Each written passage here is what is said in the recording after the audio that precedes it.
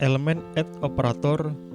Jika kita menggunakan operator ini, kita perlu mendefinisikan indeks ya. Jadi di sini ada indeks yang harus kita definisikan, di mana elemen add merujuk pada suatu indeks tertentu, di mana indeks pada elemen add ini dimulai dari 0 ya. Jadi mirip dengan array. Jadi dia diawali dari indeks ke 0 untuk elemen yang pertama. Jadi di sini untuk nilai pertama yang dipancarkan oleh subjek itu dia adalah indeks ke 0 ya. Kemudian diikuti indeks ke 1, kemudian indeks kedua dan seterusnya ya. Jadi jika kita mendefinisikan elemen add 1, maka subscriber 1 di sini dia hanya akan menerima event yang kedua ya. Jadi event yang kedua, jadi yang ini. Ini event yang pertama, kemudian ini event yang kedua ya. Jadi indeks ke 1 adalah event yang kedua karena dia dimulai dari indeks ke 0. Jadi pada kode kita tinggal menambahkan operator elemen add sebelum kita melakukan subscribe ya, untuk menggunakan operator ini. Jadi silahkan saudara coba menjalankan kode ini. Nanti saudara lihat apakah outputnya sudah sesuai dengan yang tertulis di sini atau belum ya. Kemudian filter operator. Jadi filter operator bisa kita definisikan dengan menggunakan lambda ya sebagai parameter. Jadi misalkan di sini kita tentukan bahwa subscriber dia hanya akan menerima nilai-nilai yang kurang dari 3 ya. Jadi kita definisikan seperti ini.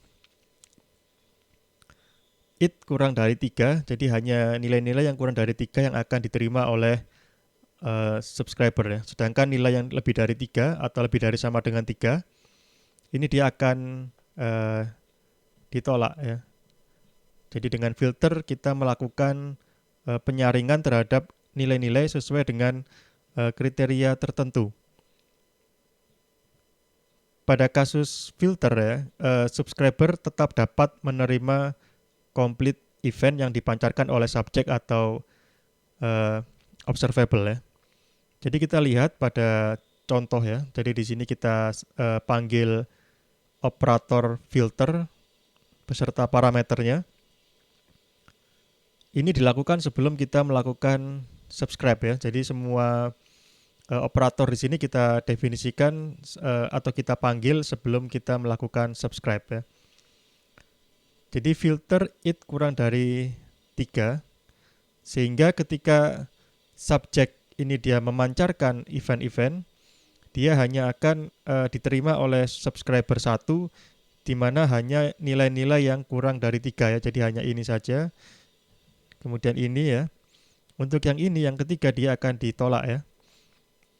Kemudian ketika subjek memancarkan on complete, kita lihat di sini ternyata ketika kita jalankan nanti dia akan mencetak you are out ya, sesuai dengan pendefinisian kita untuk on complete ya.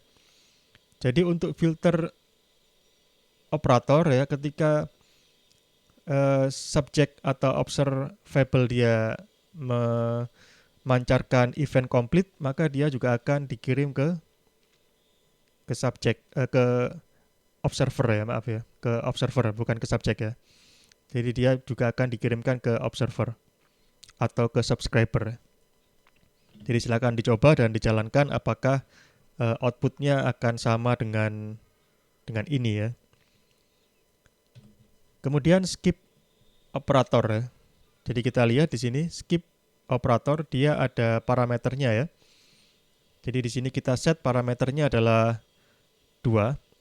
2 ini adalah nilai yang kita definisikan ada berapa elemen yang dipancarkan oleh subjek atau observable yang kita lewatkan ya, atau kita skip ya. Jadi kita men-skip sebanyak 2 event ya. Jadi ini yang pertama kita skip, kemudian yang kedua kita skip, kemudian yang ketiga kita terima ya. Mengapa yang ketiga kita terima? Karena kita skipnya sebanyak 2 ya. Kemudian pada kasus ini subscriber juga tetap akan menerima complete event ya yang dipancarkan oleh subject atau oleh observable ya. Untuk melakukan skip kita memanggil operator skip sebelum kita melakukan subscribe. Kemudian jangan lupa kita definisikan untuk nilai parameternya yaitu berapa event yang akan kita skip ya. Jadi di sini kita skip sebanyak 2 sehingga di sini 2 yang pertama ini akan di skip, kemudian yang ketiga ini akan kita terima ya, kemudian on complete juga akan kita terima. Jadi untuk outputnya kurang lebih akan seperti ini ya. Silahkan saudara coba dan saudara lihat apakah hasilnya telah sesuai. Kemudian skip while. Jadi untuk skip while kita bisa lihat pada ilustrasi. Skip while kemudian diikuti oleh parameter berupa lambda ya di sini.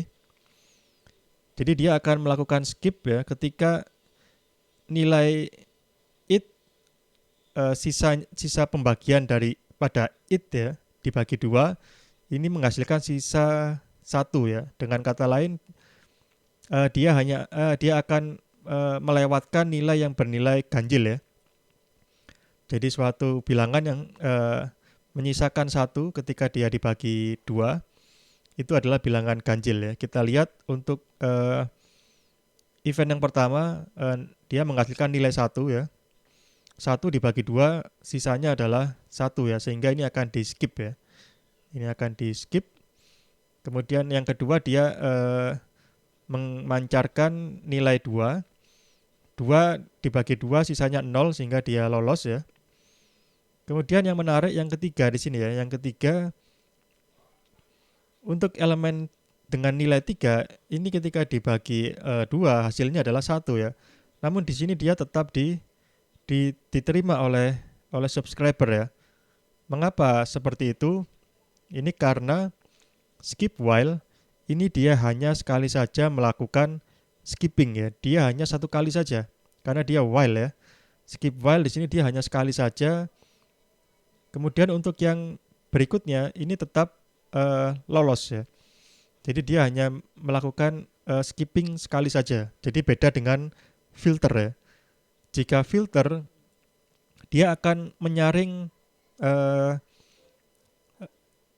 nilai-nilai yang sesuai dengan kriterianya. Bisa berulang-ulang ya. Sedangkan untuk skip while dia hanya sekali saja ya. Dia hanya sekali saja untuk melakukan skipping ya. Jadi hanya sekali saja dia skipping. Jadi untuk mendefinisikan memanggil skip while kita juga panggil sebelum melakukan subscribe ya, sehingga dia akan melewatkan suatu nilai sesuai dengan kriterianya sebanyak 1 kali ya. Jadi silakan saudara coba dan saudara lihat apakah hasilnya ada tampilan yang seperti ini.